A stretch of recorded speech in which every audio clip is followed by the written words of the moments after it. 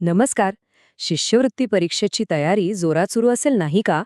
पण बऱ्याचदा असं होतं की आपण खूप अभ्यास करतो, पण परीक्षेच्या वेळी नेमकं आठवत नाही.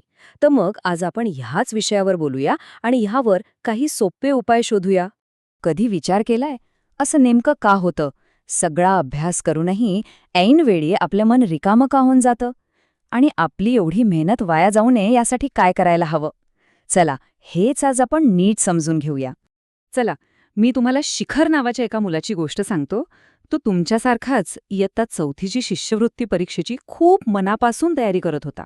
त्याचा सगळा अभ्यास झाला होता आणि त्याला खात्री होती की तो परीक्षेत 100% गुण मिळवणार.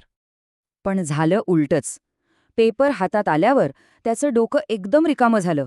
अक्षरशः सगळं धूसर दिसू लागलं. त्याला उत्तरं येत होती, पण ती आठवतच नव्हती.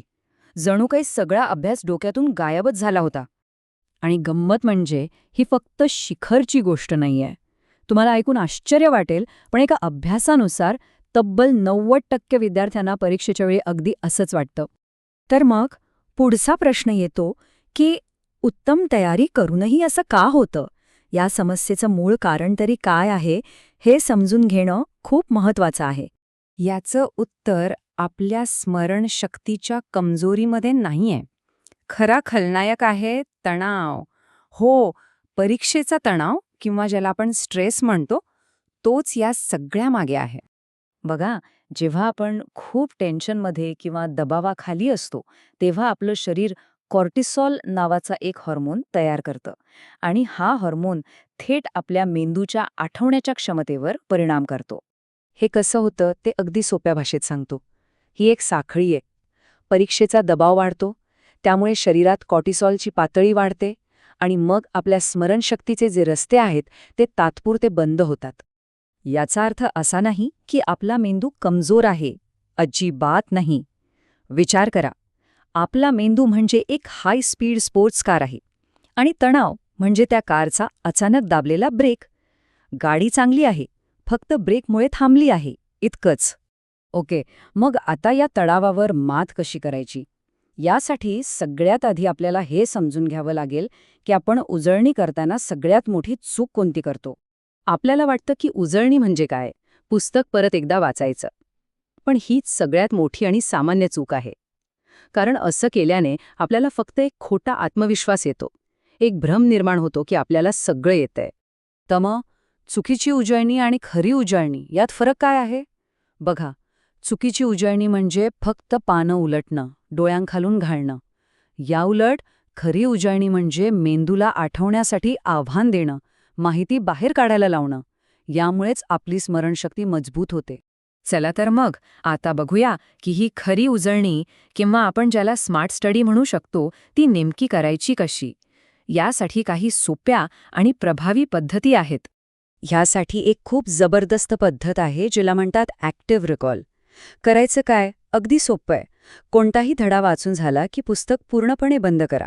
मग तो विषय मनातल्या मनात आठवण्याचा प्रयत्न करा आणि त्यानंतर न बघता तो लिहून काढा. यामुळे मेंदूला माहिती आठवण्याची सवय लागते. अभ्यासाला रटाळ समजू नका. त्याला आपल्या रोजच्या आयुष्याशी जोडा. इतिहास वाचताय? अरे त्याला गोष्टींसारखा वाचा.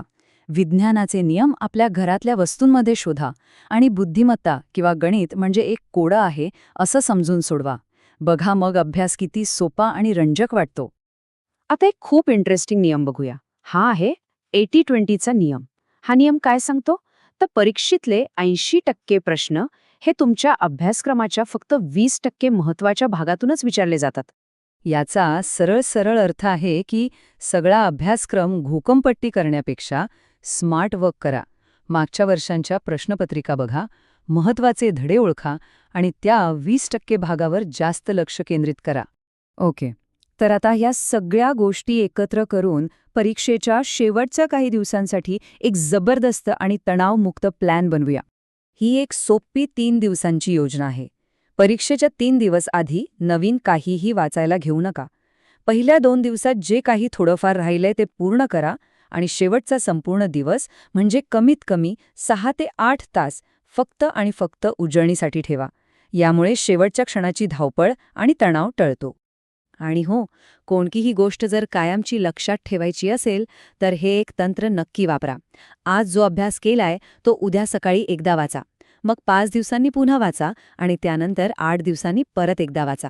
असं केल्याने ती माहिती तुमच्या मेंदूत अगदी पक्की बसते. म्हणून एक गोष्ट नेहमी लक्षात ठेवा. खरी उजळणी म्हणजे पुस्तकाची पानं उलटणं नाही, तर आपल्या मनात साठवलेली माहिती वेळोवेळी बाहेर काढण्याचा सराव करणं आहे.